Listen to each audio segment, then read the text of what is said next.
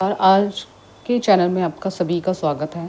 बहुत इम्पोर्टेंट ये वीडियो है जो कि एसएसटी को लेकर है, जिसमें हम सीटेक का जो एसएसटी पेपर है, जो पेपर 2 है, जो 40 मार्क्स का आपका हिस्ट्री, ज्योग्राफी और पॉलिटी के से रिलेटेड क्वेश्चन पूछे जाते हैं। हम चैप्टर वाइज इसलिए पढ़ रहे हैं, ये हम चैप्टर वाइज यानी कि नोट्स के अकॉर्डिंग मैं पढ़ा रही हूँ। आप चैप्टर वाइज भी पढ़ना ज़रूरी है, क्योंकि एनसीईआरटी बुक्स को फॉलो करना है 6 to 8 क्लास की। तो बार बार यही बात मैं रिपीट कर रही हूँ कि 6 to 8 क्लास की जितनी भी हमारी एनसीईआरटी बुक्स है, हिस्ट्री, ज्योग्राफी और पॉलिटी को, उसको डेली हमें पढ़ना है। सबसे इम्पॉर्टेंट पॉइंट है, आज जो है क्लास 6 के 3rd चैप्टर है, पृथ्वी की गतियों के बारे में हम डिस्कस करेंगे सारे पॉइंट्स। इसके साथ ही साथ आप जो भी चैप्टर है, चैप्टर भी पढ़ते जाइए, क्योंकि चैप्टर से आप ये नोट्स तो आपको मिलेंगे, साथ ही साथ आपको चैप्टर भी पढ़ना है। बहुत सारे बच्चे यही सोचेंगे कि हमने तो नोट्स पढ़ लिए, नहीं, सफिशिएंट नहीं होता, हमें बुक्स पढ़ना भी बहुत वेरी इंपॉर्टेंट होता है। ठीक है, विदाउट टाइम ना वेस्ट करते हुए क्लास स्टार्ट करते हैं। सबसे पहले दे रखा है कि पृथ्वी की गतियाँ जो होती है, गतियाँ देखिए 2 प्रकार की होती है। एक तो होती है घूर्णन। घूर्णन मतलब होता है अपने ही अक्ष में। जैसे एक पृथ्वी है, तो पृथ्वी जब सूर्य के चारों चक्कर लगाती है, तो सबसे पहले वो अपने अक्ष में भी राउंड घूमती है, यानी कि अपने अक्ष में भी घूमना, वो क्या कहलाता है, घूर्णन। और परिक्रमण होता है जब हम सूर्य के चारों ओर जो ग्रह परिक्रमा करते हैं, सूर्य के चारों ओर एक ही दीर्घवृत्ताकार अक्ष पर गोल चक्कर लगाते रहते हैं, तो उसको परिक्रमण कहते हैं। इसके बारे में पढ़ते हैं। पृथ्वी अपने अक्ष पर घूमना क्या कहलाता है? घूर्णन कहलाता है, जो मैंने अभी थोड़ी देर पहले ही आपको डिस्क्राइब किया। ठीक है, आगे कह रहे हैं सूर्य के चारों ओर एक स्थिर कक्ष पर। मैं अभी आपको थोड़ी देर पहले ही पिक्चर में बता रही थी कि पृथ्वी जो सूर्य है, सूर्य के चारों ओर एक ही जगह पर स्थिर होकर कक्ष में पृथ्वी की गति को हम परिक्रमण कहते हैं। ठीक है, आगे लिखा हुआ है पृथ्वी का जो अक्ष होता है वो एक काल्पनिक रेखा बनाता है। कौन सा रेखा बनाता है? काल्पनिक रेखा बनाता है। पृथ्वी कक्षीय सतह पर कोण कितनी बनाती है? 66.5 डिग्री का कोण बनाती है। अगला है, छोटे छोटे पॉइंट्स है, इसको ध्यान में रखना है। हम वह समतल मतलब जहाँ पे प्रेम भूमि हो, वो कक्ष के द्वारा बनाया जाता है, उसको कक्षीय समतल कहलाते हैं। ठीक है, अब यहाँ पे है कि जब सूर्य के आधे भाग मतलब जैसे ये सूर्य है, अब सूर्य के आधे भाग में, ठीक है, ये हमारा सूरज है, सॉरी, हम सूरज को ठीक से बना देते हैं एक्सप्लेन करने के लिए। सूरज के आधे भाग में, ठीक है, सूरज है ये हमारा, सूरज के आधे भाग में अगर रोशनी होती तो वहाँ क्या हो जाएगा? दिन। यानी कि सूरज की रोशनी से आधे भाग में, किधर होगा? आधे भाग में। जब सूर्य के आधे भाग में सूरज की रोशनी प्राप्त होती है, तो वो वाला दिन हमारा क्या होता है, इसको भी एक्सप्लेन करूँगी। जब सूर्य पृथ्वी से दूर होता है तो क्या होती है? रात। इन दोनों चीज़ों का डिस्प्लेसमेंट जाते हैं, सूर्य नहीं आएगा, सूर्य से आएगा। सूर्य के आधे भाग में सूर्य की रोशनी प्राप्त होती है, तो वह कहलाता है,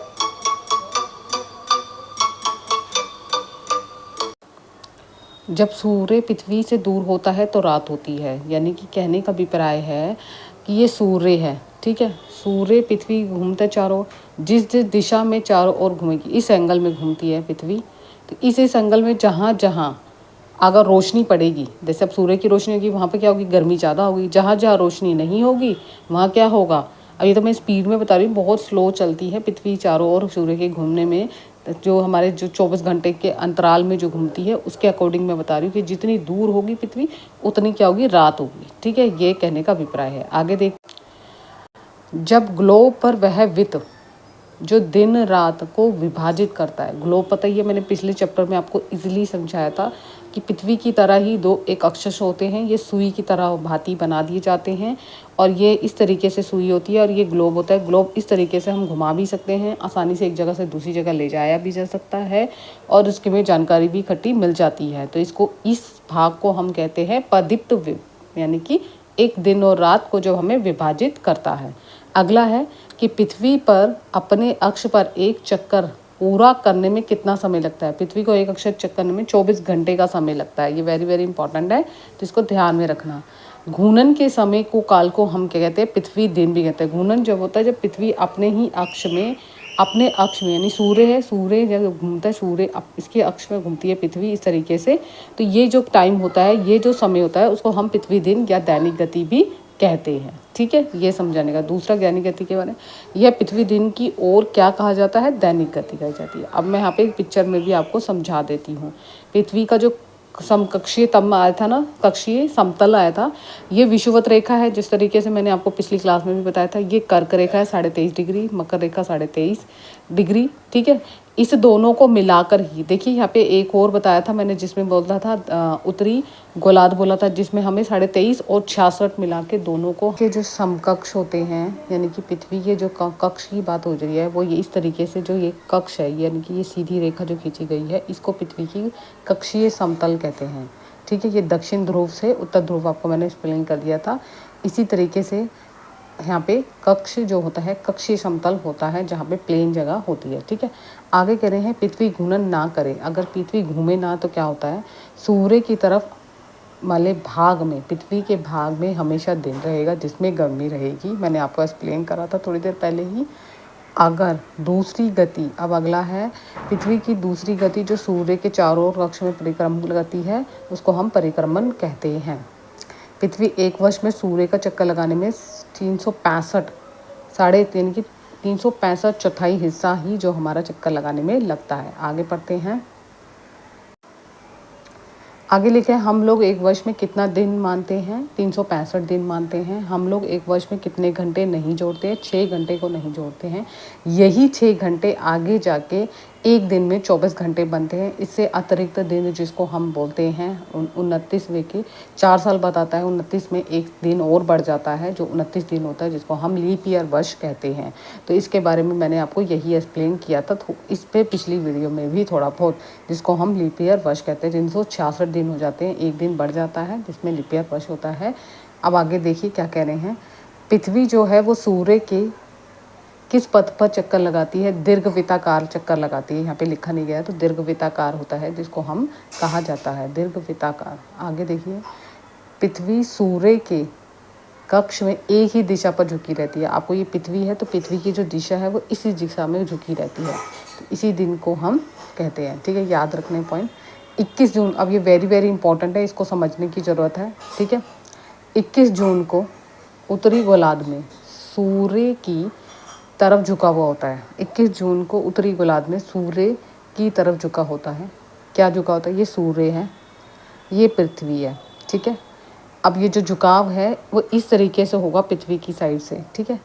सूर्य की किरणें सीधे कर्क रेखा पे पड़ेगी। अब ये सूर्य, अब यहाँ पे पृथ्वी है, पृथ्वी की कर्क रेखा ऊपर होती है, तो सूर्य की किरणें क्या पड़ेगी, कर्क रेखा पे पड़ेगी। तो इन क्षेत्रों में, इस वाले क्षेत्र में यानी उत्तरी गोलार्ध में क्या होगा, गर्मी ज़्यादा होगी। अगर वो दक्षिणी मकर रेखा पे पड़ेगी तो मकर रेखा में दक्षिणी गोलार्ध में गर्मी ज़्यादा होगी। पहले इसको समझ लेते। 21 जून के समय में जो सूर्य की गर्मी होती है वो कर्क रेखा पे सीधी पड़ती है, जिसके कारण से जून का महीना बहुत ही ज़्यादा गर्म माना जाता है। आगे इसी बात को और कह रहे हैं कि उत्तरी ध्रुव और ध्रुवों में कम गर्मी होगी, क्योंकि सूर्य की किरणें तिरछी होती है।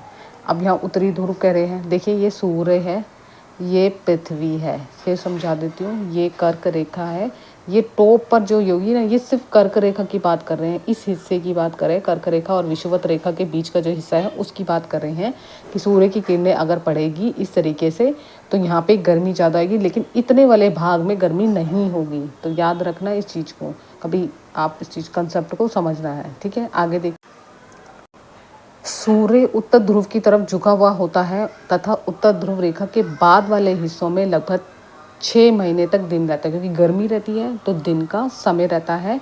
अब इस समय को हम क्या कहते हैं, 21 जून को क्या होता है, दिन लंबे हो जाते हैं और रातें छोटी हो जाती हैं। दिन लंबे यानी गर्मी ज़्यादा होती है तो दिन लंबे जाते हैं और रातें हमारी छोटी लगने लगती है। ये ऐसा होता है रियल में। इस समय को हम क्या कहते हैं, 21 जून जो पृथ्वी की अवस्था को हम क्या कहते हैं, उत्तर अयांत। उत्तर अयांत याद रखना, जब सूर्य जो है अगर हमारी पृथ्वी की कर्क रेखा पर सीधा पड़ता है तो उस वाले क्षेत्रों में गर्मी अधिक होती है।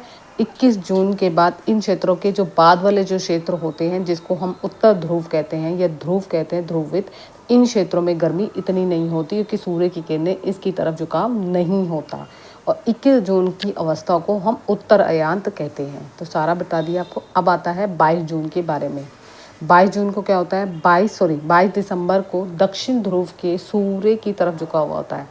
अब यहाँ पे सूर्य है, ये दक्षिण ध्रुव की बात कर रहे हैं, यानी कि नीचे वाले हिस्से की बात कर रहे हैं, ये रहा, ठीक है। दक्षिण ध्रुव सूर्य की किरणें मकर रेखा पे होती है। मकर रेखा इतने वाले हिस्से में हो रही है, देखिए यहाँ पे फिर बता रही हूँ, मकर रेखा पर सीधी पड़ती है और लंबवत पड़ती है। लंबवत बिल्कुल सीधी गर्मी पड़ना, लंबवत। इस समय दक्षिणी गोलार्ध के आधे भाग में प्रकाश होता है, जिसको हम कहते हैं, आगे देखिए, दक्षिणी गोलार्ध में दिन लंबे हो जाते हैं, वही सेम, और रातें छोटी जाती है जब सूर्य की रोशनी सीधी मकर रेखा पे पड़ती है।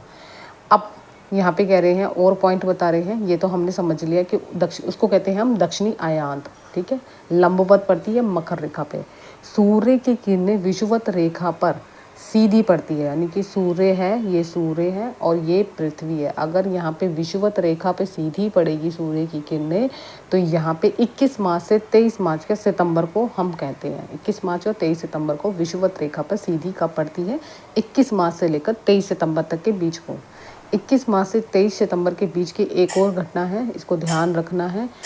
कोई भी ध्रुव सूर्य की ओर झुकाव नहीं होता, तो इसमें रात दिन बराबर होते हैं। कहने का मतलब है सूर्य जो है वो पृथ्वी के अगर उत्तर ध्रुव, यानी कि इस टाइम पीरियड में उत्तर ध्रुव की तरफ झुकाव नहीं होता, यानी कि सीधा पड़ेगा, कहने का अभिप्राय है, तो दिन रात क्या होंगे, बराबर माने जाएंगे।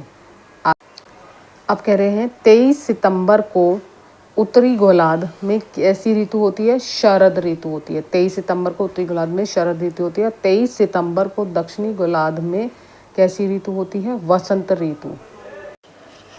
इस तरीके से यहाँ पे कह रहे हैं कि 23 सितंबर को दक्षिणी गोलार्ध में, यानी कि 23 सितंबर को इस हिस्से को ऋतु कैसी होती है, वसंत ऋतु होती है।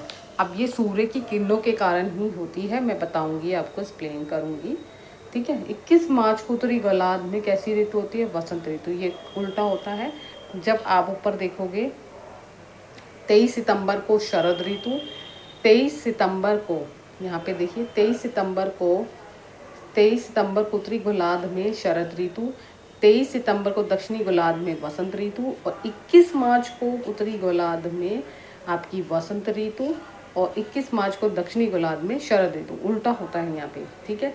इस तरीके से यहाँ पे शरद और ये होता है। इसको शॉर्ट में आपको दिखा देती हूँ किस तरीके से यहाँ पे एक्सप्लेन करा गया है। ये सिर्फ 23 सितंबर अगर टाइम आएगा तो उस समय शरद ऋतु होगी, जब सूर्य के चारों ओर किरणें जाओगी, किरणें जितनी दूर दूर सूर्य से होती जाएगी उतनी ठंडक होती जाएगी। और 23 सितंबर के बाद दक्षिणी गोलार्ध की तरफ आ जाती है सूर्य की किरणें, तो वसंत ऋतु होगी। 21 मार्च को उत्तरी गोलार्ध में क्या होगा, ऋतु कैसी होगी, वसंत होगी। और 21 मार्च को दक्षिणी गोलार्ध में क्या होगा, शरद ऋतु होगी। पृथ्वी और घूर्णन की परिक्रमा के कारण ही यहाँ पे क्या होता है, ऋतुओं में परिवर्तन होता है। वेरी वेरी इंपॉर्टेंट पॉइंट है, स्टेटमेंट में दे सकते हैं। गर्मी में क्रिसमस का पर्व कहाँ मनाया जाता है, ऑस्ट्रेलिया में, ठीक है। ऋतुओं में परिवर्तन पृथ्वी की किस गति के कारण होता है, परिक्रमण के कारण। और यहाँ पे इम्पॉर्टेंट पॉइंट यहाँ ध्यान रख लीजिए कि प्रदीप वृत्त कभी भी अक्ष के साथ नहीं मिलता है, वो दोनों बराबर बिंदुओं पर बांटा जाता है। विषुवत रेखा के बारे में बताया था, जब ग्लोब बराबर भागों में बांटा जाता है जिसमें दिन रात बराबर होते हैं, उसको हम प्रदीप वृत्त कहते हैं। तो ये सारे पॉइंट है चैप्टर नंबर 3 के जो इम्पोर्टेंट है, वेरी वेरी इंपॉर्टेंट। इससे पहले जो उत्तर आयांत और दक्षिणी आयांत है उससे क्वेश्चन पूछे जाते हैं, हर बार पूछे जाते हैं, तो इस चीज़ को ध्यान में रखना है। अगर ये वीडियो आपको यूज़फुल लगे तो लाइक शेयर सब्सक्राइब करना ना भूलिए। अभी आपकी ज्योग्राफी की क्लासेस चल रही हैं, साथ ही साथ हिस्ट्री की भी क्लासेस आएंगी, पर डे दोनों क्लासेस साथ में होगी, तो आपको इजीली रहेगा। और मेरे हिस्ट्री के फिर आपको अगेन मैं अप्लाई कर रही हूँ, मैंने हिस्ट्री के हिंदी मीडियम के नोट्स जो हैं वो रेडी हो गए हैं। जिसको भी चाहिए 6 to 8 क्लास के, वो मुझे मेरे नंबर, मैं आपको नंबर दूंगी यहाँ पे, उस नंबर पर मैसेज करना। वो पेड नोट्स होंगे, पूरे अभी कंप्लीट नहीं हुए हैं, अगर जैसे ही होंगे तो मैं आपको डिटेल में अलग से बता दूंगी। अभी थोड़ा सा टाइम लगे। देखिए पेपर 1 में मैं आपको बार बार एक ही बात बोल रही हूँ, CDP language 1 Hindi English and then आपकी मैथ्स और EVS के साथ साथ संस्कृत के भी नोट्स मैं आपको दूंगी। जितने भी बच्चे अगर आपको नोट्स, क्योंकि मैं आपको डेमो भी दिखाऊंगी कि जो नोट्स बना रहे हो, ताकि आपको लगे कि आपको नोट्स चाहिए तो आप ले सकते हो, your as your wish. And then paper 2 में SST मिलेगा, math science is not included, only CDP language 1 और लैंग्वेज 2। ठीक है। बहुत बच्चे बेमतलब के लिए मैसेज में बार बार में ये मत पूछिए कि हमें ये करना है, आपको इजीली मैं एक्सप्लेन कर चुकी हूँ। अगर इसके अलावा कोई भी क्वारी हो या कोई भी डाउट हो तो मुझे कमेंट्स बॉक्स में कमेंट्स कीजिए। अगर ये वीडियो यूजफुल लगे तो लाइक शेयर सब्सक्राइब करना ना भूलिए। Have a nice day, bye bye, take care.